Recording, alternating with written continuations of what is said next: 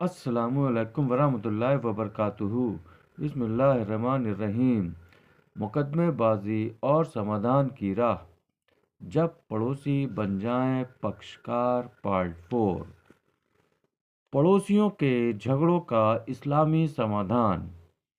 دو پڑوسیوں کے بیچ شروع ہونے والا جھگڑا پوری بستی کو پربھاوت کرتا ہے۔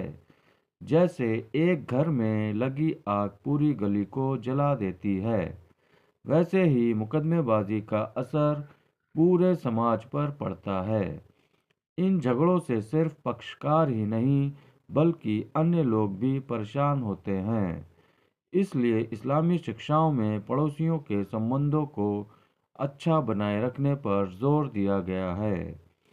اسلامی تعلیم میں وستار سے بتایا گیا ہے کہ ایک پڑوسی کا دوسرے پر کیا حق ہے اور پڑوسیوں کے ساتھ کیسا رویہ رکھنا چاہیے۔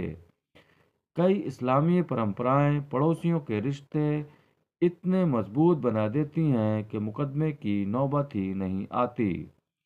جیسے پڑوسی کو سلام کرنے میں پہل کرنا، اس کے حال چال لینا، اس کے بچوں سے اسنیہ رکھنا، اس کی بیماری میں حال پوچھنا، اس کی تکلیف میں مدد کرنا، اس کے سکھ دکھ میں شامل ہونا، اس کی غیر حاضری میں اس کے گھر کا خیال رکھنا، اس کی غلطیوں کو معاف کرنا، اس کی کمزوریوں کو چھپانا اور اس کے سمان کی رکشا کرنا آدی ایسی پرمپرائیں ہیں جو سماجک تانے بانے کو بکھرنے نہیں دیتی۔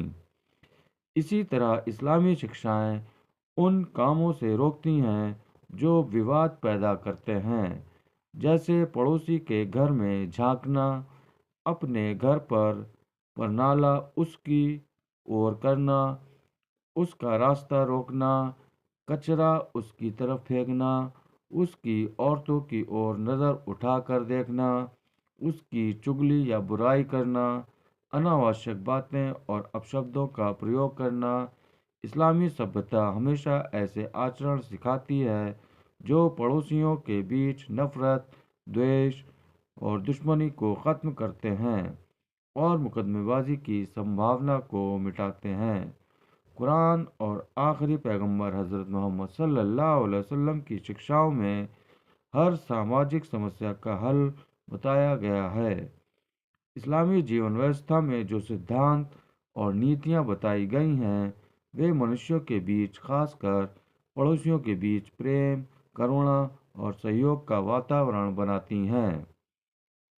اس سماج میں ایسے سمجھدار اور سلجھے ہوئے لوگ بھی ہوتے ہیں جو جھگڑے اور غلط فہمیاں دور کرنے کی کوشش کرتے ہیں، پیڑت کو نیائے دلاتے ہیں اور ظالم کو روکتے ہیں، کیونکہ اسلامی شکشاؤں کے انوسار لوگوں کے بیچ صلح کروانا، نفرت مٹانا اور آپسی بھائی چارہ بڑھانا بہت بڑا نیک کام ہے۔